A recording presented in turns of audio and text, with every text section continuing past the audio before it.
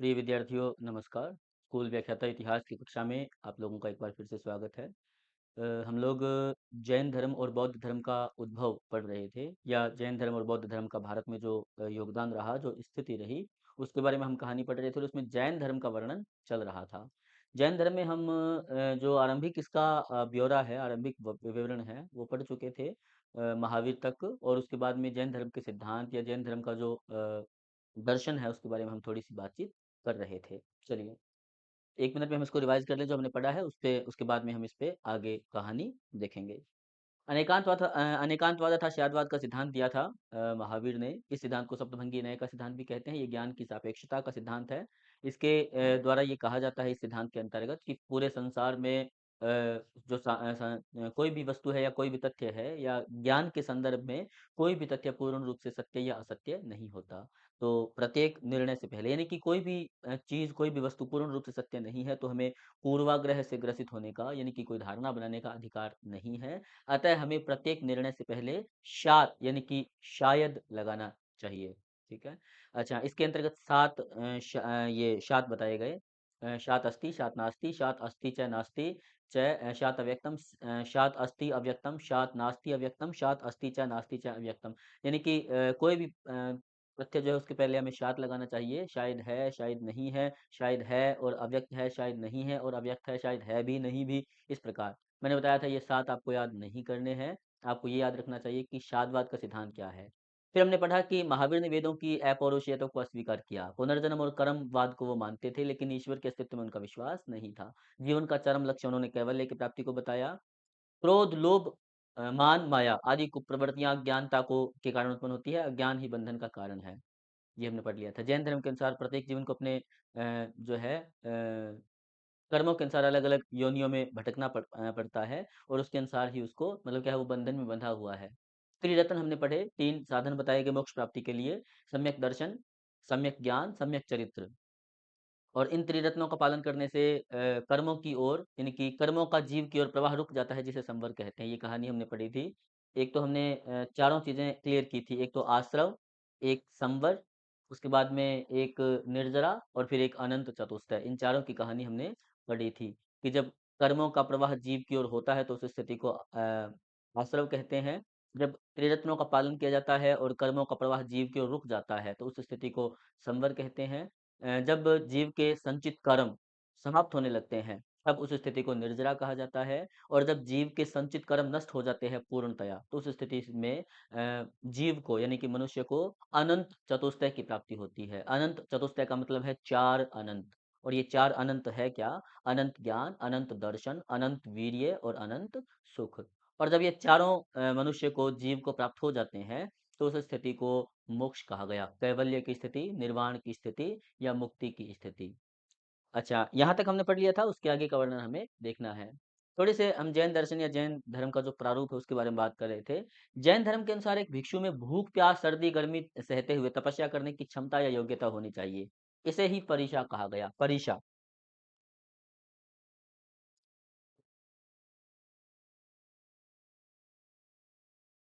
क्या हो गया ये?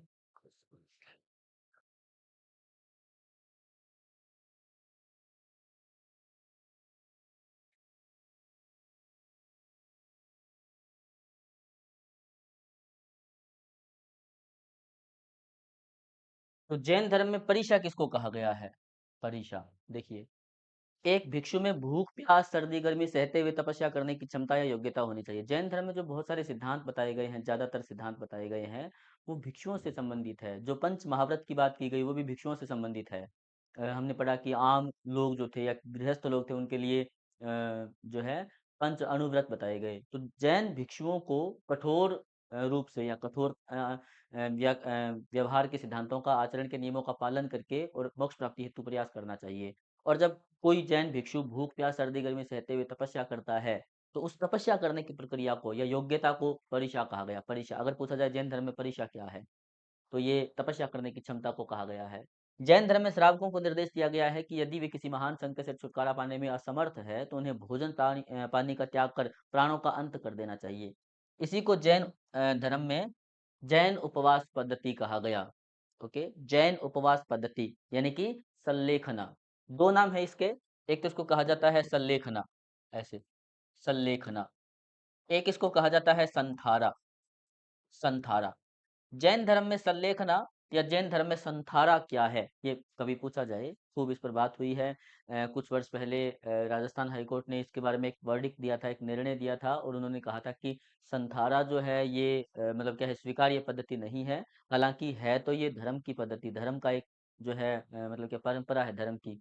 लेकिन ये वर्तमान के जो कानून है या मानव अधिकार है उनके खिलाफ है और इसको आत्महत्या की श्रेणी में रखा गया, संथारा को। ये संथारा होता क्या है? अब आज के हिसाब से तो अलग बात है, लेकिन उस समय के हिसाब से जब जैन धर्म शुरू हुआ या जैन धर्म के आरंभिक सिद्धांत बनाए गए, तो उस समय के हिसाब से ये क्या था कि जैन धर्म में ये निर्देश दिया गया श्रावकों को, जैन धर्म को मानने वाले भिक्षुओं को, कि जब जीवन में कोई ऐसी स्थिति आए कि वो अपने जीवन की किसी दुविधा से, किसी संकट से पार नहीं पा सकें या उस दुविधा से दूर ना जा सकें, तो उन लोगों को क्या करना चाहिए? भोजन पानी का त्याग कर यानी अन्न जल त्याग कर अर्थात पूरी तरह से निर्जल निराहार रहकर और तपस्या करनी चाहिए, प्राणों का अंत कर देना चाहिए। इसको सल्लेखना या संथारा पद्धति कहा जाता है।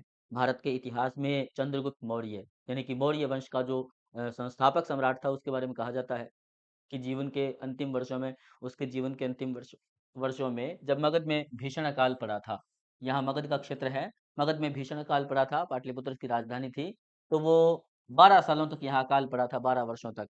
तो वो मगध की गद्दी अपने पुत्र को सौंपकर, बिंदुसार को सौंपकर और दक्षिण में चला गया था, कर्नाटक के श्रवणबेलगोला। और कर्नाटक के श्रवणबेलगोला में जाकर उसने सल्लेखना संथारा पद्धति से देह त्याग दी थी। तो वो जो कहानी हम पढ़ते हैं चंद्रगुप्त मौर्य की, उसने इसी पद्धति के तहत देह त्याग दी थी, सल्लेखना या संथारा। श्रावकों को निर्देश दिया गया कि जीवन के संकट आने पर वो इस पद्धति के तहत अपनी देह त्याग सकते हैं। जैन धर्म इस रूप में अनीश्वरवादी है। अब ये सिद्धांत भी आपको याद रखना इंपॉर्टेंट है। संथारा वाला भी इंपॉर्टेंट है, ये वाला भी इंपॉर्टेंट है, सल्लेखना वाला भी, परीक्षा भी इंपॉर्टेंट है और ये वाला भी महत्वपूर्ण है। जैन धर्म, अब देखिए, एक तो होता है ईश्वरवादी, ईश्वरवादी, एक होता है अनीश्वरवादी, अनीश्वरवादी। ओके, ईश्वरवादी का मतलब होता है वह जो ईश्वर में विश्वास रखता है, ईश्वर को मानता है, ईश्वर के अस्तित्व को, ईश्वर के होने को स्वीकार करता है कि ईश्वर है, वो ईश्वरवादी है। अनीश्वरवादी का मतलब इसमें अन उपसर्ग लग गया, अनीश्वरवादी जो ईश्वर को नहीं मानता, ईश्वर के अस्तित्व को स्वीकार नहीं करता। तो जैन धर्म इस रूप में अनीश्वरवादी है कि वो देवताओं को स्वीकार करता है, देवताओं को मानता है, लेकिन विश्व व्यवस्था में उनका कोई योगदान स्वीकार नहीं करता। अब इस बात को समझें कि जैन धर्म मानता है कि देवता होते हैं, ओके, लेकिन विश्व की व्यवस्था में उनका कोई योगदान नहीं है, उनका मानना है। जैसे कि अगर हम वैदिक धर्म की बात करें, पूर्व वैदिक काल या उत्तर वैदिक काल, तो पूर्व वैदिक और उत्तर वैदिक में व्यवस्था क्या थी? पूरी तरह से,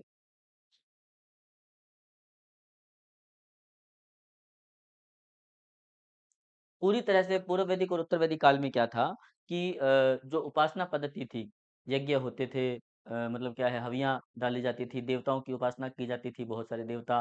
पूर्व वैदिक युग में तो अलग थे, अग्नि, इंद्र या मान लीजिए वरुण थे और कालांतर में ब्रह्मा, विष्णु, महेश हो गए। तो क्या है कि उपासना की जाती थी देवताओं की और विश्व व्यवस्था में उनके योगदान को स्वीकार किया जाता था। इंद्र मेघों को रोककर वर्षा करता है, वरुण विश्व का नियामक देवता है, अग्नि हवियों को देवताओं तक पहुंचाता है। ऐसे वाणी की देवी वाग देवी है, जंगल की देवी अरण्यानी है। ओके, तो देवताओं को स्वीकार भी किया जाता था और विश्व व्यवस्था में उनका योगदान भी स्वीकार किया जाता था। तो वैदिक धर्म ईश्वरवादी था, मतलब ईश्वर को मानते थे। जैन धर्म अनीश्वरवादी है, माने वो देवताओं को तो मानता है, लेकिन इनका ये मानना है कि मानव के जीवन में उनका कोई योगदान नहीं है या योगदान नहीं हो सकता। अर्थात मानव को अपने जीवन में सत्कर्म या जो जैन त्रिरत्न है उनका पालन करना होगा, तो ही वो मोक्ष, कैवल्य, ज्ञान, मुक्ति की स्थिति को प्राप्त कर सकता है। तो जैन धर्म के बारे में अगर पूछा जाए कि ये ईश्वरवादी है या अनीश्वरवादी धर्म है, तो आपका जवाब होना चाहिए जैन धर्म अनीश्वरवादी है। ईश्वर को नहीं मानते, मतलब देवताओं को मानते हैं पर उनका विश्व व्यवस्था में योगदान स्वीकार नहीं करते। चलिए, अब आती है जैन धर्म में कुछ छोटी-छोटी बातें, छोटी-छोटी कहानियाँ। ये फैक्ट्स कई बार पूछ लेते हैं। जैन धर्म में फूट कब पड़ी या जैन धर्म में प्रथम विद्रोह कब हुआ या जैन धर्म में विभेद उत्पन्न कब हुआ? तो इसमें 1-2 बातें आती हैं, 1-2 कहानियाँ इसमें हम थोड़ी-सी बात पहले कर भी चुके हैं। जैन धर्म में पहली फूट, विभेद, विद्रोह, विरोध, इसका मतलब क्या है? कि जैन धर्म के सिद्धांतों को मानने से कुछ लोगों ने इनकार कर दिया, या कुछ लोगों ने ये कहा कि जैन धर्म के आरंभिक सिद्धांतों को हम नहीं मानते हैं। मुख्य रूप से जैन धर्म में 2 बार जो है आरंभिक काल में फूट उत्पन्न हुई थी, और ये दोनों बार की फूट शुरू-शुरू में महावीर के जीवन काल में ही उत्पन्न हो गई थी। महावीर का 72 वर्ष का जीवन हमने पढ़ा, 30 साल तक गृहस्थ के रूप में रहे, 12 साल तपस्या की, 30 साल तक उन्होंने धर्म का प्रचार किया। तो जो उनका 30 साल धर्म प्रचार का काल था, उस दौरान जैन धर्म में 2 बार विभेद उत्पन्न हुआ। चलिए, जैन संघ से अलग होने वाला प्रथम व्यक्ति महावीर स्वामी का दामाद जमाली था। ये हमने कहानी पढ़ी थी। महावीर स्वामी की ज्ञान प्राप्ति के 14वें वर्ष में महावीर को ज्ञान प्राप्त हुआ था 42 वर्ष की आयु में, और उसके 14 साल बाद यानी कि जब महावीर 56 वर्ष के थे लगभग, उस समय जामाली क्रियमाणकृत, ये क्रियमाणकृत को जैन धर्म में सिद्धांत बताया जाता है, अर्थात कार्य प्रारंभ करते ही कार्य पूरा। ये कोई सिद्धांत था, कार्य प्रारंभ करते ही कार्य पूरा हो जाना, ऐसे करके। इसके कारण जैन संघ से अलग हो गए, यानी कि जैन धर्म से अलग होने वाले व्यक्ति, पहले व्यक्ति महावीर के दामाद थे जमाली। ओके, और उन्होंने कहा कि जैन धर्म के सिद्धांत जो है उनके प्रति उनका जो मत है या उनका विचार है वो विपरीत हो गया है, या वो महावीर के सिद्धांतों को मानने से उन्होंने इनकार कर दिया था। हालांकि बाद में वो जैन संघ में वापस प्रविष्ट हो जाते हैं। महावीर की ज्ञान प्राप्ति के 16वें वर्ष में, यानी कि 42 वर्ष की आयु में ज्ञान प्राप्त हुआ, 14 साल बाद 56 वर्ष की आयु में तो जमा था, दामाद जमाली ने जो है विरोध किया। 16वें वर्ष में, यानी कि जब उनकी उम्र 58 वर्ष थी, तो 16वें वर्ष में तीश गुप्त, ये भी कोई उनका मतलब क्या अनुयायी था, उसने जैन धर्म में विद्रोह किया या विरोध किया। हालांकि बाद में इन दोनों विरोधों को शांत कर दिया गया था, दोनों को ही शांत कर दिया गया। तो जैन धर्म में 2 बार फूट उत्पन्न हुई, एक बार तो जमाली ने विरोध उत्पन्न किया, दूसरी बार किया जो उनका मतलब शिष्य था तीसगुप्त, उसने। फिर बात आती है जैन संघ में विभाजन। जैसे हम छोटी-छोटी बातें पढ़ी, एक तो फूट और एक जैन संघ में विभाजन। विभाजन का मतलब है कि जैन धर्म के अनुयायियों का, अब क्या है, जैन धर्म को शुरू करने वाले व्यक्ति विंचित कुमारी, नमस्ते जी सर, नमस्ते। सविता, नमस्ते। कुछ दिनों से टेक्निकल रीजंस की वजह से इलेक्शन वगैरह और काफ़ी सारी चीज़ें थी, तो हमारी क्लास नियमित नहीं हो पाई। आशा करते हैं अब आगे नियमित चले। जैन संघ में विभाजन का मतलब क्या है कि जो जैन धर्म को मानने वाले लोग हैं, उनका क्योंकि जैन धर्म को शुरू करने वाले व्यक्ति तो महावीर ही थे, ठीक है? और महावीर 24वें तीर्थंकर माने जाते हैं, उनसे पहले के 23 तीर्थंकर हुए थे, लेकिन उनकी ऐतिहासिकता प्रमाणिक है नहीं। तो महावीर ने जैन धर्म को वास्तविक रूप से स्थापित किया, और महावीर ने स्थापित किया तो महावीर एक ही व्यक्ति थे, उन्हीं के सिद्धांत जैन लोगों के द्वारा, आचार्यों के द्वारा, भिक्षुओं के द्वारा, श्रमणों के द्वारा स्वीकार किए जाते थे। लेकिन कालांतर में क्या हुआ, विचारों के आधार पर या सिद्धांतों के अनुसरण के आधार पर, या जैन लोगों ने जैन धर्म के जो नियम होते थे उनके अलग अलग अर्थ निकालने शुरू कर दिए, तो इस आधार पर जैन धर्म का विभाजन हो गया। ओके, और ये विभाजन हुआ कैसे, थोड़ी सी हम इसमें बेसिक बातें पढ़ेंगे। ये प्रत्येक लाइन आपके लिए इंपॉर्टेंट है। जो हिस्ट्री व्याख्याता के स्टूडेंट्स हैं, स्कूल व्याख्याता, इतिहास के जो स्टूडेंट्स हैं, उनके लिए ये सारी लाइनें इंपॉर्टेंट है। अगर कोई सेकंड ग्रेड के लिए कर रहा हो तो उनके लिए ये कम इंपॉर्टेंट हो सकती है। वरिष्ठ अध्यापक में जो अगर हिस्ट्री का पोर्शन है जैन धर्म उसमें भी है, तो उसके हिसाब से ये कम, क्योंकि थोड़ा सा ये अलग वर्णन है, थोड़ा सा डेप्थ में है। भद्रबाहु के कल्प सूत्र के अनुसार, आप जानते हैं जैन धर्म के एक गुरु थे, एक आचार्य थे भद्रबाहु, जो कि चंद्रगुप्त मौर्य के काल में हुए थे। उनके कल्प सूत्र के अनुसार महावीर की मृत्यु के समय 11 गणधरों में से एक ही जिंदा थे, सुधर्मन। आप जानते हैं कि महावीर का जन्म हुआ था 599 ईसा पूर्व में। ओके, हमने ये बात देखी। और महावीर का 72 साल का जीवन था, तो 72 वर्ष की आयु में 527 ईसा पूर्व में उनका हो गया निधन। 527 ईसा पूर्व, 6ठी शताब्दी ईसा पूर्व में उनका काल है पूरा। 527 ईसा पूर्व में महावीर की मृत्यु, निर्वाण, देह त्याग दी उन्होंने। ओके, अच्छा, उनके जीवन काल में उनके 11 शिष्य थे, 11 प्रमुख शिष्य थे, जिनको कि गणधर कहा जाता था। गणधर, गणधर। अब 11 गणधर कौन थे? उनके शिष्य थे, उनमें से जमाली भी एक था। तो ये कहा जाता है कि महावीर के जीवन काल में ही, यानी कि उनका मृत्यु कब हुई थी उनकी, 527 ईसा पूर्व में। तो 527 ईसा पूर्व तक, यानी उनके जीवन काल में ही 11 में से 10 गणधर की मृत्यु हो गई थी। 10 शिष्यों की मृत्यु हो चुकी थी। महावीर की मृत्यु के बाद उनको मानने वाले अनुयायी तो बहुत सारे थे, जैन धर्म के अनुयायी, लेकिन उनके गणधरों में, यानी कि उनके सिद्धांतों को जानने वाले प्रमुख 11 शिष्यों में से 10 की मृत्यु हो चुकी थी। केवल एक ही जिंदा बचे थे, कौन? सुधर्मन। सुधर्मन, सु का मतलब अच्छा, धर्मन का मतलब धर्म को जानने वाला, यानी कि अच्छा धर्म को जानने वाला अच्छा व्यक्ति, ऐसे इसका अर्थ हो सकता है सुधर्मन, या श्रेष्ठ धर्म को मानने वाला, ऐसे ये इसका अर्थ है। वैसे आपके इतिहास से इसका कोई लेना देना नहीं है। तो महावीर की मृत्यु के बाद जैन धर्म का एक ही शिष्य है या महावीर का एक ही गणधर जिंदा बचा, सुधर्मन। निश्चित सी बात है कि महावीर के बाद में वही उनका उत्तराधिकारी बनना था। तो महावीर के बाद में जैन संघ का पहला अध्यक्ष सुधर्मन को बनाया गया। आपसे कभी पूछा जाए कि महावीर के पश्चात जैन संघ का पहला अध्यक्ष कौन बना, प्रथम अध्यक्ष, यानी कि जितने लोग बचे थे जैन धर्म को, महावीर चले गए, 11 में से 10 गणधर भी चले गए, तो क्या है, अब जैन धर्म को मानने वाले हजारों लोग हैं, लाखों लोग हैं, लेकिन उनका कोई गुरु आचार्य शिक्षक नहीं है, उनका नेतृत्व करने वाला कोई नहीं है। तो क्या है कि सुधर्मन 11 गणधरों में से एक बचे थे, उनको पहला जैन संघ का अध्यक्ष बनाया गया। अच्छा, अब क्या होता है कि सुधर्मन जो है ना, ये 527 ईसा पूर्व से, मतलब महावीर की मृत्यु के बाद पहले जैन संघ के अध्यक्ष बन गए। 20 साल तक ये जिंदा रहे। आप ये मानो कि 527 ईसा पूर्व से लेके और 507 ईसा पूर्व तक ये अध्यक्ष रहे सुधर्मन। 20 साल तक अध्यक्ष रहे ये। महावीर की मृत्यु के 20 वर्ष बाद सुधर्मन की मृत्यु हो गई, 20 साल बाद। महावीर की मृत्यु 527 ईसा पूर्व में हुई, उसके 20 साल बाद, यानी कि लगभग 20 साल तक सुधर्मन जैन संघ के अध्यक्ष रहे। 20 साल बाद उनकी भी हो गई मृत्यु। अब जब महावीर के बाद सुधर्मन की मृत्यु हुई, तो सुधर्मन के बाद में मतलब क्या उनका शिष्य था, सुधर्मन का शिष्य, ये महावीर के गणधरों में से नहीं थे, अलग से जैन अनुयायी थे। ठीक है, इनका नाम है जम्बू। जम्बू जैन संघ के दूसरे अध्यक्ष बने। जम्बू जम्बू कहने का मतलब ये है कि महावीर के बाद जैन संघ के पहले दो अध्यक्ष कौन बने? पहले तो बने सुधर्मन, सुधर्मन, और दूसरे बने जम्बू।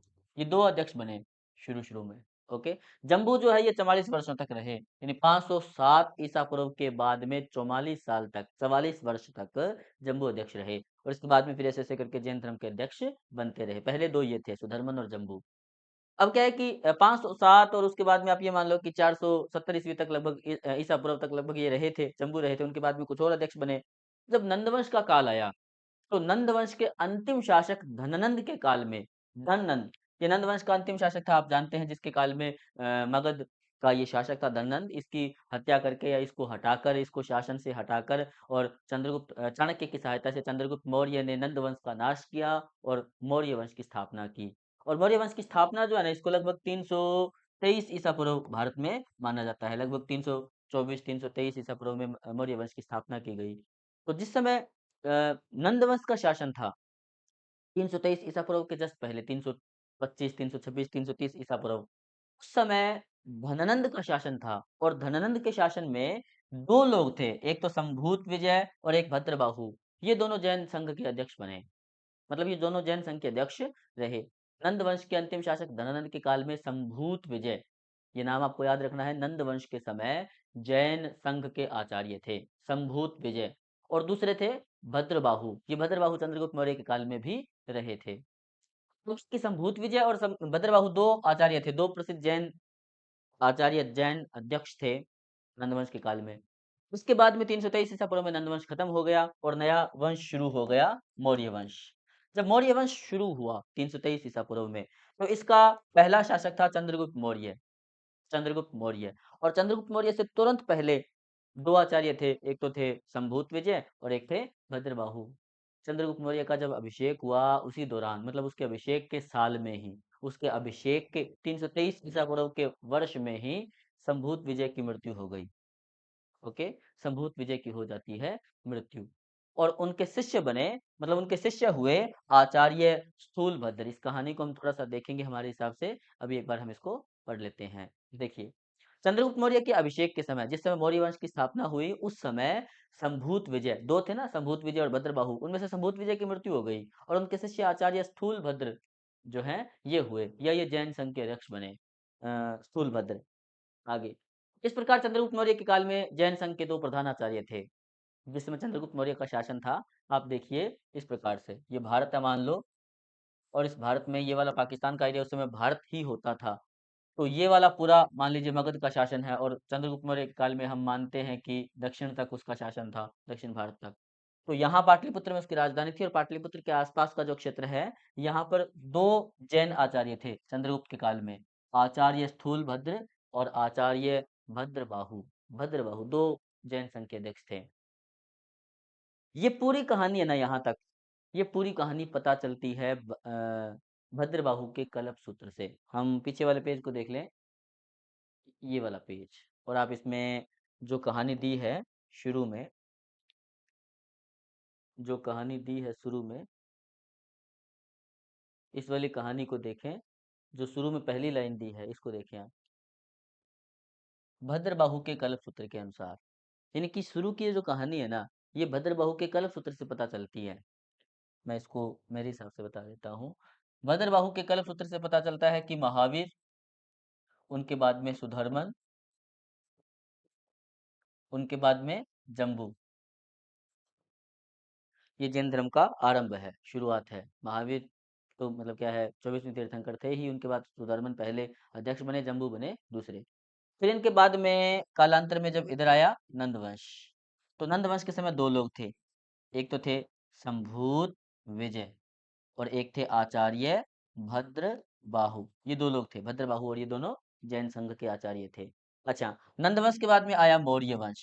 तो जब मौर्य वंश आया, उस समय इनकी मृत्यु हो गई संभूत विजय की, और इनकी मृत्यु हो गई तो इनका शिष्य मौर्य वंश में, मतलब चंद्रगुप्त मौर्य के काल में, इनके शिष्य हुए आचार्य स्थूल भद्र, और एक इनके साथ में जैन संघ के दूसरे आचार्य थे भद्रबाहु। चंद्रगुप्त मौर्य के काल में दो जैन आचार्य थे, स्थूल भद्र और भद्रबाहु। चलिए हम इसको आगे देख लेते हैं, ये वाला। इस प्रकार चंद्रगुप्त मौर्य के शासन काल में जैन संघ के दो प्रधान आचार्य थे, स्थूलभद्र और भद्रबाहु। यहाँ तक की कहानी हमें कल्प सूत्र से पता चलती है। अब एक मतलब क्या है, हेमचंद्र ये मतलब क्या, जैन आचार्य हुए थे हेमचंद्र, जिन्होंने कि परिशिष्ट पर्वन नामक ग्रंथ लिखा था। गुजरात में हुए थे हेमचंद्र। परिशिष्ट पर्वन ग्रंथ लिखा, जैन धर्म के प्रमुख ग्रंथों में इसकी गणना की जाती है। इस ग्रंथ से पता चलता है कि मौर्य शासक चंद्रगुप्त मौर्य के शासन काल में मगध में 12 वर्षों तक अकाल पड़ा। अब वो जो अकाल वाली कहानी है ना, वो हम लोगों को हेमचंद्र के परिशिष्ट पर्वन से पता चलती है। उसने क्या बताया हेमचंद्र ने परिशिष्ट पर्वन में, कि ये वाला जो मगध का क्षेत्र है ना, उत्तर वाला क्षेत्र, यहाँ 12 साल तक अकाल पड़ा, 12 वर्षों तक अकाल पड़ा। चंद्रगुप्त मौर्य, क्योंकि उस समय जो भारत में शासक हुआ करते थे राजा, वो प्रजावत्सल होते थे और प्रजा के सुख दुख का ध्यान रखते थे। प्रजा अगर कष्ट में है, अकाल पड़ा है, अनाज नहीं है, तो वो राहत के लिए सरकारी खजाना, राजकीय खजाना खोल देते थे और व्यवस्था करते थे कि प्रजा के लिए अन्न जल की व्यवस्था या जो है आपूर्ति होती रहे। लेकिन चंद्रगुप्त मौर्य जब अकाल से नहीं जीत पाया, तो उसने क्या किया, परिशिष्ट प्रमाण से पता चलता है कि मौर्य शासक चंद्रगुप्त मौर्य के काल में 12 वर्षों का अकाल पड़ा। ओके। अकाल के समय भद्रबाहु के नेतृत्व में जैन भिक्षुओं का एक दल मैसूर में श्रवण बेलगोला क्षेत्र में चला गया, जबकि स्थूलभद्र के नेतृत्व वाला जैन साधुओं का दल यहीं रुका रहा। चलो मैं इसको आपको एक लाइन बाद में बताते हैं, वापिस चलते हैं। चलो यहाँ से देखते हैं क्या हुआ कि जब काल पड़ा, तो चंद्रगुप्त मौर्य क्या करता है स्वयं, वो यहाँ से मतलब क्या है, इसको छोड़कर दक्षिण भारत में चला जाता है, श्रवण बेलगोला में। कर्नाटक आजकल, उस समय प्राचीन नाम इसका मैसूर है, और मैसूर में स्थान था श्रवण बेलगोला। वो यहाँ श्रवण बेलगोला चला जाता है, कर्नाटक के श्रवण बेलगोला। और जब वो श्रवण बेलगोला चला गया शासन बिंदुसार को सौंपकर, तो ये कहा जाता है कि उसके साथ जैन भिक्षुओं का एक दल भी श्रवण बेलगोला चला गया। जैन भिक्षुओं के एक दल का मतलब ये है, देखो हमने ये पढ़ा कि जो ये वाला क्षेत्र है, ये वाला, यहाँ चंद्रगुप्त मौर्य के काल में दो लोग थे। एक तो थे आचार्य स्थूलभद्र, और एक थे भद्र बाहु। ये दो आचार्य थे जैन धर्म के। तो जब चंद्रगुप्त मौर्य यहाँ से दक्षिण में गया, श्रवण बेलगोला गया कर्नाटक में, तो उस चंद्रगुप्त मौर्य के साथ में भद्रबाहु भी चले गए। भद्रबाहु जो है, ये भी श्रवण बेलगोला चले गए। अब क्या हुआ चंद्रगुप्त मौर्य के शासन के अंतिम वर्षों में, कि भद्रबाहु तो आ गए दक्षिण भारत में, यानी कि कर्नाटक में आ गए, और स्थूलभद्र जो है ये बच गए मगध में, यानी कि पाटलिपुत्र में। यहाँ पर तो बच गए स्थूलभद्र और उनके शिष्य, और दक्षिण में आ गए भद्रबाहु और उनके शिष्य, उनके कुछ अनुयायी। अब एक खास बात होती है, एक इंटरेस्टिंग बात होती है, जब कुछ जैन लोग यहाँ रह गए, कुछ लोग साउथ में आ गए, तो इनमें वैचारिक मतभेद उत्पन्न हुआ। वैचारिक मतभेद कैसे, जो भद्रबाहु के साथ कर्नाटक में लोग गए थे, ये कहानी बहुत बार हम पढ़ते हैं, हमारे लिए जरूरी भी है। जो भद्रबाहु के साथ में कर्नाटक में जैन लोग चले गए थे, जैन धर्म को मानने वाले लोग, उन लोगों ने क्या किया, जो जैन धर्म के मूल सिद्धांत थे, मूल सिद्धांत, हम इसको कहेंगे जो फंडामेंटल प्रिंसिपल्स थे, जो मूल जैन धर्म की संकल्पना थी, उसी को माना। उसी को माना, मतलब उसी का पालन करते रहे। ओके, ये जैन धर्म के मूल सिद्धांतों का पालन करते रहे। कहने का मतलब ये लोग जो है ना, भद्रबाहु के साथ जो कर्नाटक में चले गए थे ये वाले लोग, ये रूढ़िवादी बने रहे। रूढ़िवादी। रूढ़िवादी का मतलब ये है कि कंजर्वेटिव बने रहे, ये प्राचीन नियमों को ही मानते रहे, कोई नए नियम इन्होंने शामिल नहीं किए। ओके, कठोर जिसको हम कह सकते हैं, ये कठोर बने रहे कि धर्म के मामले में हम लोगों को कठोर रहना है, धर्म के मामले में हमें किसी प्रकार से कोई छूट नहीं देनी है, धर्म में ईज़ी कुछ भी नहीं है। कठोर रूप से, रूढ़िवादी रूप से प्राचीन मूल जैन धर्म के सिद्धांतों का पालन करते रहे, जो यहाँ चले गए थे। भद्रबाहु के साथ में कर्नाटक में। अच्छा, जो लोग यहाँ रह गए थे, क्योंकि चंद्रगुप्त भी वहाँ चला गया और भद्रबाहु भी चले गए, तो यहाँ पर चंद्रगुप्त का पुत्र बचा था बिंदुसार और आचार्य स्थूलभद्र बचे थे, स्थूलभद्र। तो जो स्थूलभद्र के नेतृत्व में जैन अनुयायी मूल मगध में रहे। मगध यही तो वो क्षेत्र था मगध के आसपास का, जहाँ महावीर हुए थे और जहाँ महावीर ने जैन धर्म का आरंभिक प्रचार किया था। तो क्या है कि यहाँ वाले लोगों ने, जो वास्तव में मूल लोग थे या मूल क्षेत्र था, इन लोगों ने क्या किया, जैन धर्म में कुछ नवीन सिद्धांतों को अपना लिया, नवीन नियम। या हम इसको कहेंगे कि इन्होंने धर्म के थोड़े सरल स्वरूप को अपना लिया, धर्म का स्वरूप थोड़ा ईज़ी बना लिया। हम इसको कहेंगे ग्राह्य, ग्राह्य मतलब ग्रहण करने योग्य, यानी कि मूल धर्म अगर थोड़ा कठोर है, तो इन लोगों ने थोड़ा उसको ईज़ी बनाने का प्रयास किया। धर्म को थोड़ा मतलब क्या सुधारने का प्रयास किया। जब इन लोगों ने कुछ नए नियमों को अपना लिया, मगध के लोगों ने स्थूलभद्र के नेतृत्व में और भद्रबाहु के नेतृत्व में लोग पुराने नियमों को ही मानते रहे, तब क्या है कि एक प्रकार से जैन धर्म में वैचारिक मतभेद उत्पन्न हुआ, वैचारिक विभेद उत्पन्न हुआ। ओके, उस विभेद को दूर करने के लिए ये कहा जाता है, जो वैचारिक मतभेद उत्पन्न हुआ, उस विभेद को दूर करने के लिए आचार्य स्थूलभद्र वापिस आए पाटलिपुत्र में। लेकिन जब वो वापिस पाटलिपुत्र में आए अपने कुछ अनुयायियों के साथ में, हो सकता है ये बात हुई हो, ये विचार प्रकट किया गया हो, ये मंथन हुआ हो, ये बहस हुई हो, मतलब इस प्रकार से चर्चा की गई हो कि आप लोग तो यहाँ रहते हैं मगध में, आचार्य स्थूलभद्र और उनके शिष्य, और आपने क्या है जैन धर्म के में नए नियमों को शामिल कर लिया है। और हम लोग, भद्रबाहु ने कहा होगा कि हम लोग पाटलिपुत्र छोड़ के चले गए साउथ में, दूर चले गए यहाँ से, उत्तर से दक्षिण चले गए, फिर भी हम लोगों ने नियमों को नहीं छोड़ा और हम पुराने नियमों को मान रहे हैं। आपस में हम इन लोगों ने समझाने की कोशिश की होगी। भद्रबाहु ने कहा होगा कि मूल जैन धर्म को ही चलना चाहिए या मूल जैन धर्म के सिद्धांत ही चलने चाहिए। स्थूलभद्र ने कहा होगा कि नए नियमों को शामिल करना चाहिए, धर्म को सरल बनाना चाहिए। ओके, इन दोनों में जब मतभेद हुआ तो भद्रबाहु वापिस पाटलिपुत्र आए, बातचीत करने की कोशिश की, लेकिन दोनों में सुलह नहीं हो पाई। और जब सुलह नहीं हो पाई तो कहा जाता है भद्रबाहु फिर वापिस कर्नाटक चले गए। ओके, और इस प्रकार यहाँ चंद्रगुप्त मौर्य के काल में जैन धर्म 2 भागों में बँट गया। चंद्रगुप्त मौर्य के काल का मतलब ये है कि लगभग 300 ईसा पूर्व में जैन धर्म 2 भागों में बँट गया। एक तो वो जैन धर्म जो कि नए नियमों को मान चुका है, स्थूलभद्र को मानने वाले लोग या उनके शिष्य या उनके अनुयायी, और एक वो जैन धर्म जो प्राचीन नियमों पर चल रहा है, आचार्य भद्रबाहु और उनके शिष्य। इनका मूल कर्नाटक में उत्पन्न हुआ था, उनका मूल पाटलिपुत्र में था। मैं आशा करता हूँ आप लोगों को कहानी समझ में आई होगी। जो मगध में रहने वाले लोग थे उन लोगों ने नए नियमों को अपना लिया। उन्होंने नया नियम अपनाया तो सरल बनाया धर्म को। इनको श्वेतांबर कहा गया आगे चलकर, क्योंकि इन्होंने श्वेत वस्त्र, सफेद कपड़े, व्हाइट क्लोथिंग्स या व्हाइट टेक्सटाइल्स, ये व्हाइट कपड़े जो है ना वो पहनने शुरू कर दिए थे। तो इनको श्वेतांबर कहा गया। स्थूलभद्र को मानने वाले जो लोग थे ना, जैन लोग थे, इनको कालांतर में श्वेतांबर कहा गया। श्वेत अंबर, अंबर का मतलब वस्त्र। ओके, और जो आचार्य भद्रबाहु को मानने वाले लोग थे, उन लोगों ने मूल संकल्पना को, मूल ढांचे को, मूल धर्म को नहीं छोड़ा, रूढ़िवादी कठोर बने रहे। इन्होंने वस्त्र धारण नहीं किए, वस्त्रों का त्याग किया, तो इनको कहा गया दिगंबर। दिगंबर आप जानते हो दिगंबर का संधि विच्छेद क्या है? दिक् जमा अंबर।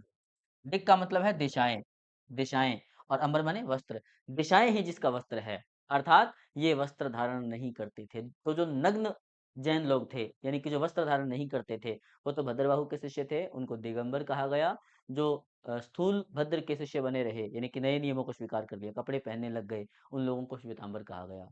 अब दिगंबर जो है ना, भद्रबाहु को मानने वाले लोग, उनका ये कहना है कि मूल जैन धर्म हम लोग हैं। क्यों? क्योंकि महावीर ने 13 महीने तक वस्त्र धारण किए थे, बाद में वस्त्रों का त्याग कर दिया था और आजीवन निर्वस्त्र ही रहे थे। तो जब महावीर ने ही वस्त्र धारण नहीं किए, तो हम उनके अनुयायी या जो कठोर जैन धर्म को मानते हैं वो वस्त्र वस्त्र धारण कैसे कर सकते हैं। श्वेतांबरों का कहना था कि महावीर ने शुरू में तो पहने ही थे और वस्त्र जो है ये मोक्ष प्राप्ति में बाधक नहीं है, ऐसे श्वेतांबर लोगों का मानना है। तो ये श्वेतांबर कहलाए, सफेद वस्त्र धारण करना शुरू कर दिया। चलो हम इसको एक बार दोबारा से देखते हैं, फिर हम आगे बढ़ेंगे। चंद्रगुप्त मौर्य के काल में जैन धर्म में दो प्रधान आचार्य थे, स्थूलभद्र और भद्रबाहु। हेमचंद्र द्वारा रचित परिशिष्ट पर्वन नामक ग्रंथ से पता चलता है कि मौर्य शासक चंद्रगुप्त मौर्य के शासनकाल में मगध में 12 वर्षों का अकाल पड़ा। अकाल के समय भद्रबाहु के नेतृत्व में जैन भिक्षुओं का एक दल मैसूर में श्रवण बेलगोला क्षेत्र में चला गया, जबकि स्थूलभद्र के नेतृत्व वाला जैन साधुओं का दल यहीं रुका रहा। वो वहीं रुके रहे। कहाँ रुके रहे? यहाँ उत्तर में रुके रहे। कुछ लोग साउथ में चले गए। आगे, इस प्रकार लगभग 300 ईसा पूर्व में जैन धर्म दो संप्रदायों में विभक्त हो गया। लगभग जैन धर्म में मतलब क्या फूट कब पड़ी या जैन धर्म में विभाजन कब हुआ? तो लगभग 300 ईसा पूर्व में चंद्रगुप्त मौर्य के काल में दो भागों में बंट गया। एक तो कहलाए श्वेतांबर और दूसरे कहलाए दिगंबर। दिगंबर और श्वेतांबर, हम थोड़े से इनके अंतर देखेंगे। पहले हम इसको थोड़ा सा पढ़ लेते हैं। श्वेतांबर लोग कौन थे हमने अभी देख लिया। स्थूलभद्र के नेतृत्व में उनके अनुयायी श्वेत वस्त्र धारण करने के कारण श्वेतांबर कहलाए, क्योंकि ये व्हाइट कपड़े पहनते थे तो इनको श्वेतांबर कहा गया। दिगंबर, भद्रबाहु के नेतृत्व में उनके अनुयायी निर्वस्त्र रहने के कारण दिगंबर कहलाए। ये लोग वस्त्र धारण नहीं करते थे, इनको कहा गया दिगंबर। दिशाएं ही जिसका वस्त्र है, ऐसे। अच्छा, दिगंबर और श्वेतांबर में अंतर, और ये कई बार पूछ लेते हैं श्वेतांबर दिगंबर में अंतर क्या है। तो दो चार मूल अंतर हम यहाँ पढ़ रहे हैं और ये एक एक आपको याद रखना है। इनके बारे में पेपर में बहुत बार प्रश्न पूछा जाता है। श्वेतांबर और दिगंबर बने कब थे? चंद्रगुप्त मौर्य के काल में, जब जैन धर्म में पहला विभाजन हुआ। देखो, इसके प्रवर्तक स्थूलभद्र थे। उत्तर वाले थे ना स्थूलभद्र, जो कि मगध में ही रह गए थे यहाँ। स्थूलभद्र इसके प्रवर्तक थे। ये श्वेत वस्त्र धारण करते थे। इनका कहना था कि वस्त्र जो ये मोक्ष प्राप्ति में, निर्वाण प्राप्ति में, कैवल्य ज्ञान प्राप्ति में बाधक नहीं है, तो ये श्वेत वस्त्र धारण करते थे। उनके अनुसार महावीर स्वामी का विवाह हुआ था और उनके एक पुत्री भी थी। अब ये मानते थे कि ये इंटरेस्टिंग बात है। श्वेतांबर वाले लोग है ना, ये महावीर के विवाह की कहानी को मानते थे। और विवाह को मानते थे यानी कि यशोधरा से उनका विवाह हुआ था। और मतलब उनके अनुजा यानी प्रिय दर्शना नाम की एक पुत्री थी। ये कहानी श्वेतांबर मानते हैं। महावीर का विवाह हुआ था और उनकी एक पुत्री भी थी। इनके अनुसार स्त्री के लिए मोक्ष प्राप्ति संभव है। ये महत्वपूर्ण है बहुत, और ये आपको याद रखना है, सुपर इंपॉर्टेंट है। महावीर सॉरी, जो श्वेतांबर को मानते थे, उन लोगों के अनुसार स्त्रियां भी मोक्ष प्राप्त कर सकती है। महिलाओं को भी मोक्ष प्राप्ति संभव बताया। ओके। इनके अनुसार 19वें तीर्थंकर मल्लिनाथ स्त्री थे। अब जैन धर्म के श्वेतांबर संप्रदाय का मानना है कि 19वें तीर्थंकर जो थे मल्लिनाथ जी, वो एक महिला थे। मल्लिनाथ किसी महिला का नाम है। इनके अनुसार ज्ञान प्राप्ति के बाद भोजन ग्रहण किया जा सकता है। भोजन ग्रहण कर सकते हैं। जो दिगंबर में है ना, वो इनके उल्टी है सारी बातें, इनके विपरीत है, हम पढ़ेंगे चलो। इनके अनुसार 19वें तीर्थंकर मल्लिनाथ जी थे। इनके अनुसार ज्ञान प्राप्ति के बाद भोजन ग्रहण किया जा सकता है। अब निश्चित सी बात है कि ज्ञान प्राप्ति का मतलब कैवल्य प्राप्ति के पश्चात, कैवल्य प्राप्ति तक आपको निराहार रहना है, उसके पश्चात भोजन ग्रहण किया जा सकता है। यानी कि शरीर को अतिशय कष्ट नहीं देना है, भोजन ग्रहण किया जा सकता है, ये श्वेतांबर का कहना है। अच्छा, श्वेतांबर लोग प्राचीन जैन ग्रंथों अंग, उपांग, प्रकीर्णक, वेद सूत्र और मूल सूत्र आदि में विश्वास रखते हैं। यानी कि प्राचीन मूल जैन ग्रंथों को ये लोग मानते हैं, जिसमें कि अंग, उपांग, प्रकीर्णक, वेद सूत्र, मूल सूत्र आदि ग्रंथ आते हैं। इनको मानते हैं, इनका विश्वास है। अब देखिए दिगंबर में क्या चीज है, ये इसके विपरीत है। दिगंबर, इसके प्रवर्तक भद्रबाहु थे। आप जानते हो, अगर हम इस वाले भारत के हिसाब से देखें, तो दिगंबर वो है जो साउथ में चले गए थे, कर्नाटक वाले क्षेत्र में चले गए थे। उनके साथ में, भद्रबाहु के साथ में ये निर्वस्त्र रहते थे। दिगंबर का शाब्दिक अर्थ ये है कि दिशाएं ही जिसका वस्त्र हो। तो ये लोग क्या करते थे? वस्त्र धारण नहीं करते थे। इनके अनुसार महावीर स्वामी अविवाहित थे। श्वेतांबर मानते हैं कि महावीर का विवाह हुआ था। Not only he was married, but also उनके एक पुत्री भी थी, अनुजा प्रियदर्शना, जिसका विवाह जमाली के साथ किया गया था। ये श्वेतांबर का मानना है। दिगंबर का कहना है कि उनके महावीर जो है उनका कोई विवाह नहीं हुआ था, वो अविवाहित थे। क्योंकि दिगंबर कठोर जीवन को मानते हैं, तो महावीर के विवाह को अस्वीकार करते हैं, स्वीकार नहीं करते। अच्छा, इनके अनुसार स्त्रियों के लिए मोक्ष प्राप्ति संभव नहीं है। श्वेतांबर का मानना है कि महिलाएं भी मोक्ष प्राप्त कर सकती है। दिगंबर इसको स्वीकार नहीं करते। 19वें तीर्थंकर मल्लिनाथ है ना, उनको दिगंबर जो है ना ये पुरुष मानते हैं। इनका कहना है कि 19वें तीर्थंकर महिला न होकर कोई पुरुष थे। अब सीधी-सी बात है, हम इसको अगर पढ़ेंगे तो ये समझ में आ जाएगा क्यों श्वेतांबर मानते थे कि महिलाएँ भी मोक्ष प्राप्त कर सकती है। 19वें तीर्थंकर ही महिला ही थे और दिगंबर मानते हैं कि महिलाएँ मोक्ष प्राप्त नहीं कर सकती। 19वें तीर्थंकर मल्लिनाथ जी महिला नहीं थे, पुरुष थे। अच्छा, इनके अनुसार ज्ञान प्राप्ति के बाद भोजन नहीं किया जा सकता। अब नहीं है, लिखा है ये, भोजन नहीं किया जा सकता, ऐसे है ये, किया जा सकता। श्वेतांबर मानते थे कि ज्ञान प्राप्ति के बाद भोजन किया जा सकता है। इनका मानना था कि ज्ञान प्राप्ति के पश्चात भी भोजन आवश्यक नहीं है, भोजन नहीं किया जा सकता। और जो प्राचीन जैन ग्रंथ थे, अंग, उपांग, प्रकीर्णक, वेद सूत्र, मूल सूत्र आदि में ये लोग विश्वास नहीं रखते थे। इनका कोई विश्वास, यकीन उसमें नहीं था। तो दिगंबर और श्वेतांबर के मूल अंतर अगर हम 1 मिनट में हमारे हिसाब से रिवाइज करें, दिगंबर और श्वेतांबर में क्या अंतर है? तो पहली बात, वहाँ स्थूलभद्र है, यहाँ भद्रबाहु है। वो वस्त्र धारण नहीं वो श्वेत वस्त्र धारण करते हैं, ये वस्त्र धारण नहीं करते। वो सरल धर्म है श्वेतांबर, दिगंबर कठोर धर्म है। दिगंबर का मानना है श्वेतांबर का मानना है कि स्त्रियां मोक्ष प्राप्त कर सकती हैं। दिगंबर का मानना है कि स्त्रियां मोक्ष प्राप्त नहीं कर सकती। श्वेतांबर का मानना है कि 19वें तीर्थंकर मल्लिनाथ जी महिला थे, स्त्री थे। दिगंबर का मानना है कि 19वें तीर्थंकर जो है ये पुरुष थे। श्वेतांबर इस बात में विश्वास रखते हैं, श्वेतांबर, कि महावीर की एक पुत्री थी, विवाह हुआ था इस प्रकार। दिगंबर का मानना है कि विवाह ही नहीं हुआ था, फिर पुत्री का तो सवाल ही पैदा नहीं होता, अविवाहित थे महावीर। अ, श्वेतांबर का मानना है कि ज्ञान प्राप्ति के बाद भोजन कर सकते हैं, दिगंबर कहते हैं कि नहीं कर सकते। और कुछ प्राचीन मूल ग्रंथ है जैन धर्म के, उनमें श्वेतांबर का विश्वास है, दिगंबर का विश्वास नहीं है।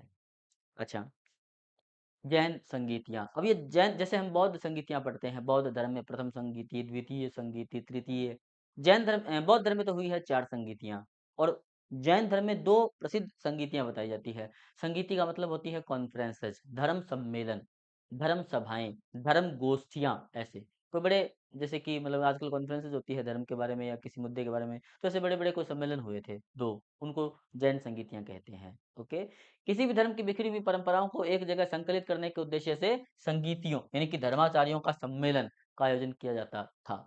ओके, बड़े-बड़े धर्माचार्य, धर्म को जानने वाले लोग, धर्मज्ञ लोग आते थे और धर्म के सिद्धांतों के बारे में चर्चा करते थे, तो उसको धर्म की संगीति कहा जाता था। और उसका इसके कई उद्देश्य हो सकते थे। कोई विवाद होता था तो उसको सुलझाने का प्रयास हो सकता था, या फिर अगर ये होता कि किसी मुद्दे पर कोई निर्णय लेना है, किसी को अध्यक्ष बनाना है, किसी को अध्यक्ष पद से हटाना है, तो इसके लिए ये सम्मेलन होते थे। प्रथम जैन संगीति का आयोजन चंद्रगुप्त मौर्य के शासन काल में पाटलिपुत्र में हुआ। पहली जैन संगीति है ना, इसका आयोजन चंद्रगुप्त मौर्य के काल में हुआ। इसके अध्यक्ष आचार्य स्थूलभद्र थे। जैन धर्म की 2 संगीतियों में पहली संगीति, मैं आपको पहले सीधे ही बता देता हूँ, 2 संगीतियाँ कहाँ हुई थी। पहली संगीति तो पाटलिपुत्र में हुई, पाटलिपुत्र। और इस संगीति का आयोजन हुआ था चंद्रगुप्त मौर्य के काल में, चंद्रगुप्त मौर्य के काल में। और इसके अध्यक्ष थे वही आचार्य स्थूलभद्र। ओके, स्थूलभद्र थे, इसका मतलब पहले जैन संगीति में जो प्रभाव था ज़्यादा, वो श्वेतांबर संप्रदाय के लोगों का था, जिन लोगों ने नए नियम ग्रहण कर लिए थे, सफ़ेद वस्त्र धारण करते थे, इनका यहाँ बोलबाला था। और इस संगीति में जो नियम सिद्धांत बनाए गए, वो सिद्धांत श्वेतांबर संप्रदाय के मूल सिद्धांत कहलाए कालांतर में। प्रथम जैन संगीति का आयोजन चंद्रगुप्त मौर्य के शासन काल में पाटलिपुत्र में हुआ। इसके अध्यक्ष आचार्य स्थूलभद्र थे। इस संगीति में जैन धर्म के ज्ञान का आरंभिक संकलन किया गया। आरंभिक संकलन किया गया जैन धर्म का, लेकिन ये वास्तव में कौन से संप्रदाय का ज्ञान था? श्वेतांबर का। क्योंकि इस संगीति के जो अध्यक्ष थे आचार्य स्थूलभद्र, वो श्वेतांबर संप्रदाय को ही मानते थे। आगे चलकर ये ज्ञान श्वेतांबर संप्रदाय के मूल सिद्धांत बन गया। जैन धर्म की पहली संगीति हुई पाटलिपुत्र में। अच्छा, जो दूसरी जैन संगीति है, पहली संगीति तो यहाँ हुई पाटलिपुत्र में। गुजरात में स्थान है बल्भी, बल्भी। दूसरी संगीति का आयोजन बल्लभी में हुआ और दूसरी संगीति 6ठी शताब्दी ईस्वी में हुई। 6ठी शताब्दी ईस्वी। 6ठी शताब्दी ईस्वी का मतलब ये है कि पहली संगीति तो हुई 300 ईसा पूर्व में, और दूसरी शताब्दी 6ठी शताब्दी ईस्वी में दूसरी संगीति, यानी पहली और दूसरी संगीति के बीच में लगभग 900 वर्षों का अंतर है। ईसा पूर्व 300 और ईस्वी के 600, तो 300 और 600 900 साल का इसमें अंतर है। 900 वर्षों के बाद दूसरी संगीति हुई। इन 900 वर्षों तक जैन धर्म चलता रहा, फिर इसकी सेकंड कॉन्फ्रेंस होती है। पहली संगीति पाटलिपुत्र में हुई थी, दूसरी संगीति हुई बल्लभी में। दूसरी जैन संगीति का आयोजन 6ठी शताब्दी ईस्वी में बल्लभी गुजरात में हुआ। इसकी अध्यक्षता देवऋद्धिगण क्षमा श्रमण ने की। जो दूसरी संगीति है उसमें इसमें अध्यक्ष का नाम था देवऋद्धिगण क्षमा श्रमण। ओके, यहाँ जैन धर्म के सिद्धांतों का पुनर्निर्धारण किया गया। अब जो बल्लभी की कॉन्फ्रेंस थी, ये क्या है कि जब जैन धर्म शुरू हुआ तब तो यहाँ से शुरू हुआ था पूर्वी भारत से। कालांतर में जैन धर्म का पश्चिमी भारत और दक्षिण भारत की ओर प्रसार हुआ था। तो ये पूर्वी ये वाला जो पश्चिमी भारत है, गुजरात और राजस्थान का क्षेत्र, यहाँ धीरे-धीरे जैन धर्म फैलता है। गुजरात में इसकी दूसरी संगीति हुई, जहाँ पर जैन धर्म के सिद्धांतों का दोबारा निर्धारण किया गया। जैन धर्म की शुरुआत के लगभग 1100 साल बाद और पहली संगीति के लगभग 900 साल बाद। तो यहाँ जो सिद्धांत नियम बनाए गए जैन धर्म के, वो नियम कहीं न कहीं आज भी पूरे भारत में या पूरे जैन धर्म में प्रचलित है, आज भी माने जाते हैं। आज भी जैन धर्म के वही 2 भाग हैं, दिगंबर और श्वेतांबर। बहुत से जैन आचार्य ऐसे हैं जो वस्त्र धारण नहीं करते और बहुत से जैन लोग आप ऐसे देखते हो जो श्वेत वस्त्र धारण करते हैं। तो ये नए सिद्धांत बनाए गए थे दूसरी संगीति में। अब एक ये प्रकरण है जिसके बारे में कई बार प्रश्न पूछा जाता है, जैन धर्म को मानने वाले प्रमुख शासक। बहुत बार इसमें प्रश्न आता है। पूरी कहानी तो हम यहाँ नहीं पढ़ेंगे, जब हम उन राजाओं की कहानी बात आएगी तो हम थोड़ा-थोड़ा उसमें वर्णन पढ़ लेंगे। यहाँ मैं नाम दे रहा हूँ और आपको ये वाला, ये जो एक छोटा-सा पन्ना है ये, जिसमें 3-4 लोगों के नाम लिखे हैं, ये आपको याद कर लेना, दिमाग में बिठा लेना है। क्योंकि पेपर में प्रश्न पूछा जाता है, बहुत बार इस बारे में प्रश्न आता है, स्कूल में कहता असिस्टेंट प्रोफेसर में कि कौन-सा था जो जैन धर्म को नहीं मानता था या कौन-सा था जो जैन धर्म को मानता था। तो मानने वाले मुख्य ये हैं। जैन धर्म को मानने वाले, जैन धर्म में विश्वास रखने वाले, जैन धर्म को स्वीकार करने वाले प्रमुख शासक। पहला तो था मगध राज बिंबिसार। मगध का शासक बिंबिसार जो है ये महावीर स्वामी थे उनका निकट संबंधी था। तो महावीर उससे मिले भी थे बिंबिसार से, मगध में बहुत बार गए और बिंबिसार ने महावीर का स्वागत भी किया था। ओके, ये कहा जाता है कि बिंबिसार जैन धर्म को मानता था। मगध का शासक अजातशत्रु दूसरा व्यक्ति था। अजातशत्रु दोनों से मिला था, महावीर से भी और बुद्ध से भी। ओके, और ये कहा जाता है कि अजातशत्रु भी कहीं न कहीं जैन धर्म में विश्वास रखता था। शुरू के तो ये 2 हैं, महावीर के जीवन काल में तो, एक तो बिंबिसार और एक अजातशत्रु। उनके बाद में मौर्य वंश का संस्थापक चंद्रगुप्त मौर्य। जीवन के अंतिम वर्षों में ये दक्षिण में चला गया था और जैन उपवास पद्धति संलेखना के तहत, संधारा के तहत उसने श्रवणबेलगोला में चंद्रगुप्त पहाड़ी पर जो है देह त्याग दी थी। चंद्रगुप्त मौर्य था निश्चित रूप से अशोक का पोता था, पौत्र राजकुमार संप्रति।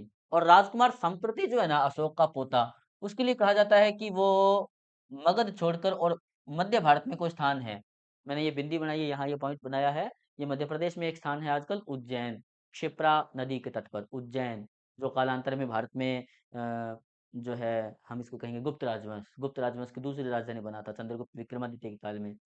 तो उज्जैन जो है ना, राजकुमार संप्रति यहाँ रहता था और उसने मध्य भारत में जैन धर्म का प्रसार किया था, ऐसे माना जाता है। तो चंद्रगुप्त मौर्य सॉरी अशोक का पोता, अशोक महान का पोता संप्रति जो है वो उज्जैन में रहता था और ये भी जैन धर्म को मानता था, स्वीकार करता था। कलिंग का शासक खारवेल 195 ईसा पूर्व से 172 ईसा पूर्व, ये काल है इसका, 195 ईसा पूर्व से 172 ईसा पूर्व, यानी दूसरी शताब्दी ईसा पूर्व में ये वाला जो क्षेत्र है ना, ये आजकल के कलिंग मतलब ओडिशा का क्षेत्र, इस ओडिशा का राजा था खारवेल, जिसका हाथी गुम्फा अभिलेख मिला है, खूब सारी खारवेल के बारे में जानकारी देता है। उस कलिंग नरेश खारवेल ने भी जैन धर्म ग्रहण किया था या जैन धर्म में विश्वास रखता था। बहुत से मतलब क्या है, जैन धर्म से संबंधित अवशेष यहाँ से प्राप्त हुए हैं। हाथी गुम्फा अभिलेख में भी इसका उल्लेख है। तो कलिंग नरेश खारवेल भी जैन धर्म को मानता था। राजपूत काल में राष्ट्रकूट शासकों का काल। अब राजपूत काल है ना, भारत में 700 से लेके और 1200 ईस्वी तक का काल राजपूत काल कहलाता है, क्योंकि इस काल में पूरे उत्तर भारत में बहुत सारे राजपूत राजाओं का, उत्तर और पश्चिम भारत में बहुत सारे राजपूत राजाओं का शासन था। ये राजपूत राजाओं का प्रभाव रहा। जो त्रिकोणीय संघर्ष हुआ था कन्नौज को लेकर, वो भी इसी काल में हुआ था। तो जब राजपूत काल चल रहा था उस समय राष्ट्रकूट वंश के राजा थे, इनकी कहानी भी हम आगे पढ़ेंगे। राष्ट्रकूट शासक थे, उन्होंने, उनमें से भी कुछ ऐसे हुए जिन्होंने जैन धर्म को आश्रय प्रदान किया या जैन धर्म को स्वीकार किया। तो जैन धर्म को मानने वाले प्रमुख शासकों में बिंबिसार, अजातशत्रु, चंद्रगुप्त मौर्य, संप्रति, राजकुमार संप्रति, कलिंग का राजा खारवेल और कुछ राष्ट्रकूट राजाओं के नाम आते हैं। इन्होंने जैन धर्म को ग्रहण किया था। ठीक है, इनके अलावा कोई हो तो आप ये लिख देना कि नहीं है, और अगर कोई ऐसा रहेगा जो इनमें नहीं है तो हम उस पर चर्चा कर लेंगे। जैन धर्म के प्रमुख केंद्र, कौन-कौन से केंद्र रहे जैन धर्म के? उसमें भी प्रश्न आ जाता है ना, उनमें से कौन-सा जैन धर्म का केंद्र नहीं रहा? यानी उनमें से कौन-सा है जो जैन धर्म से संबंधित था? तो जो प्रमुख केंद्र है ना, उनमें ज़्यादातर स्थान तो वही थे जो महावीर के जीवन काल से संबंधित थे या जहाँ महावीर अपने जीवन काल में गए थे, जैन धर्म फैलाया था। कुछ स्थान ऐसे हैं जो कालांतर में जैन धर्म में महत्वपूर्ण बन गए। जैसे कि महावीर के बाद में चंद्रगुप्त मौर्य ने दक्षिण भारत में या भद्रबाहु ने दक्षिण भारत में जैन धर्म को फैलाया, या 11वीं 12वीं शताब्दी में राजस्थान जो है और गुजरात है ये जैन धर्म का केंद्र बन गया। तो कुछ तो महावीर के जीवन काल में और कुछ उनके बाद में जैन धर्म के प्रमुख केंद्र बन गए। कौन-कौन से देख लेते हैं। आरंभ में पूर्वी भारत के क्षेत्र, जब जैन धर्म शुरू हुआ तो आप दिशाएं तो जानते ही हैं, ये उत्तर दिशा है, ये दक्षिण दिशा है, ये है पूरब और ये है पश्चिम। जैन धर्म की शुरुआत यहाँ से हुई, पूर्वी भारत से, बिहार और उत्तर प्रदेश के क्षेत्र। ठीक है। अंग महाजनपद था, मगध महाजनपद था, चंपा अंग महाजनपद की राजधानी थी, वैशाली एक नगर था, राजगृह आजकल बिहार का राजगीर एक जिला है, श्रावस्ती आजकल के अयोध्या के आसपास कोई स्थान था, मिथिला बिहार का एक जिला है वर्तमान में यहाँ। ये सारे क्षेत्र यहाँ हैं बिहार और यूपी में, आदि क्षेत्र। यानी कि शुरू-शुरू में जो जैन धर्म का प्रसार हुआ या जैन धर्म के आरंभिक केंद्र थे, वो यहाँ थे पूर्वी भारत में। बिहार और पूर्वी उत्तर प्रदेश के क्षेत्र, जैसे कि अंग, मगध, चंपा, वैशाली, राजगृह, श्रावस्ती, मिथिला आदि। कालांतर में जब मौर्य काल आया, चंद्रगुप्त मौर्य का काल, तो चंद्रगुप्त मौर्य के काल में एक तो यहीं बिहार में ही पाटलिपुत्र पाटलिपुत्र जैन धर्म का केंद्र बना, आचार्य स्थूलभद्र के अध्यक्षता में पहली संगीति यहाँ हुई थी। और दूसरा मौर्य काल में केंद्र बना श्रवणबेलगोला, जो कर्नाटक में है, क्योंकि आचार्य भद्रबाहु को साथ में लेकर जब चंद्रगुप्त मौर्य दक्षिण में गया था तो वहां पर जैन धर्म का प्रसार हुआ। मौर्य काल में एक तो केंद्र बन गया पाटलिपुत्र और एक बन गया श्रवणबेलगोला। अच्छा, जब अशोक के पोते संप्रति का काल आया, राजकुमार संप्रति, तो वो उज्जैन में रहता था, मध्य भारत में, हमने बात की। उसने क्या किया, उज्जैन को इसका केंद्र बनाया, या उसके काल में उज्जैन में जैन धर्म का प्रसार हुआ। तो यहाँ से शुरू हुआ, उज्जैन में भी फैला, श्रवणबेलगोला में भी जैन धर्म का प्रसार हुआ। कलिंग के शासक खारवेल के काल में ओडिशा का क्षेत्र, जब खारवेल का काल आया तो खारवेल यहाँ का राजा था, आजकल के ओडिशा का क्षेत्र, कलिंग इसी को कहते थे। तो उसके काल में मतलब जो कलिंग का क्षेत्र है, ओडिशा का क्षेत्र, वहां पर भी इसका प्रसार हुआ। कुषाणों के काल में मथुरा, अब कुजुल कटफिसेस और विम कटफिसेस दो व्यक्ति आते हैं, हम आगे कहानी पढ़ेंगे, जिनको की आरंभिक शासक माना जाता है कुषाण वंश का। और आगे चलकर कनिष्क नाम का राजा हुआ, जिसकी राजधानी आजकल पाकिस्तान में स्थित पेशावर नाम का स्थान था, जिसको कि पुरुषपुर कहा जाता था। और पेशावर से राज करता था भारत में, उत्तर पश्चिम भारत में, कनिष्क। तो कुषाण राजाओं का जब काल आया तो भारत में जैन धर्म का प्रमुख केंद्र मथुरा बन गया। इस बात को याद रखें, इस पॉइंट को याद रखें। कुषाण वंश के काल में भारत में जैन धर्म का केंद्र कौन सा था, मथुरा। अब देखिए मथुरा कहाँ है, मथुरा यहाँ है, उत्तर मध्य भारत में, उत्तर भारत हम कह सकते हैं, क्योंकि दिल्ली और आगरा के बीच में है मथुरा। और मथुरा आप जानते हो जो मूर्तिकला की मथुरा शैली है उसके लिए जाना जाता है। कनिष्क काल में मथुरा शैली का खूब विकास हुआ था। ओके, तो जो मथुरा है ये कुषाण काल में प्रमुख केंद्र रहा जैन धर्म का। राजस्थान और गुजरात में 11वीं 12वीं शताब्दियों में जैन धर्म का प्रसार हुआ। इन दो राज्यों में जो है जैन धर्म का प्रसार हुआ 11वीं और 12वीं शताब्दी में। उपर्युक्त सभी क्षेत्रों से जैन धर्म से संबंधित अभिलेख, प्रतिमाएं, मंदिर, चित्रकला, गुफा स्थापत्य आदि के उदाहरण मिलते हैं। ये सारे स्थान है जहाँ से जैन धर्म से संबंधित अवशेष जो है ये हम लोगों को प्राप्त होते हैं। जैन धर्म का ये मोटा मोटा प्रकरण हम लोगों ने इस टॉपिक में पढ़ा। जितना इस टॉपिक में मैंने आपको करवाया ये तो आपको रट ही लेना है। ओके, इसके बाद में कोई और पढ़े तो वो एक अलग बात है, एक्स्ट्रा और अतिरिक्त पढ़ना चाहें। मेरे हिसाब से आप लोगों को जैन धर्म में फिलहाल इतना ही पढ़ना है। अब एक बात और है, जैन धर्म ने हम लोगों को दिया क्या, जैन धर्म की देन क्या है। ओके, तो दुनिया में कोई भी ऐसा रिलीजन, कोई भी ऐसा धर्म, संप्रदाय, पंथ नहीं है जिसने अहिंसा की, हम इसको कहते हैं नॉन वायलेंस, अहिंसा, इसकी इतनी विस्तृत व्याख्या की है जितनी जैन धर्म ने। मतलब जैन धर्म की जितनी अहिंसा की व्याख्या किसी ने नहीं की। दुनिया में अहिंसा का सबसे शानदार पाठ पढ़ाने वाला देश मतलब धर्म जैन धर्म है, सबसे मेन मुख्य। इसके अलावा जैन धर्म में जो सिद्धांत है, पंच महाव्रत जिनको हम कहते हैं, 5 महाव्रत, जो कि भिक्षुओं के लिए है, या उनका सरल स्वरूप पंच अणुव्रत है। ये 2 चीज़ें मेरे हिसाब से दुनिया को सबसे बड़ी देन है। अहिंसा उन 5 महाव्रतों में आता है। पहला तो मैं अहिंसा को अलग से रखूँगा। उसके बाद में सत्य, ब्रह्मचर्य, अस्तेयम, अपरिग्रह, ये चारों सिद्धांत, कुल मिलाकर ये 5 महाव्रत जो है ना, ये दुनिया को सबसे बड़ी देन है जैन धर्म की। इसके अलावा जैन धर्म में बहुत सारी मूर्तियाँ बनाई गई, बहुत सारी गुफा स्थापत्य का निर्माण हुआ, बहुत सारे अभिलेख बनवाए गए, बहुत सारे अन्य मंदिर इत्यादि बनवाए गए, जो भारतीय जो कला है, ये प्राचीन भारतीय कला है, उसकी गौरव का बखान करते हैं। आज की हमारी क्लास का समय पूरा होता है। इसके आगे कहानी हम अगली क्लास में पढ़ेंगे। बौद्ध धर्म के साथ हम अगली क्लास में मिलेंगे। आप सभी के उज्जवल भविष्य के लिए मंगल कामना। जय हिंद, जय भारत।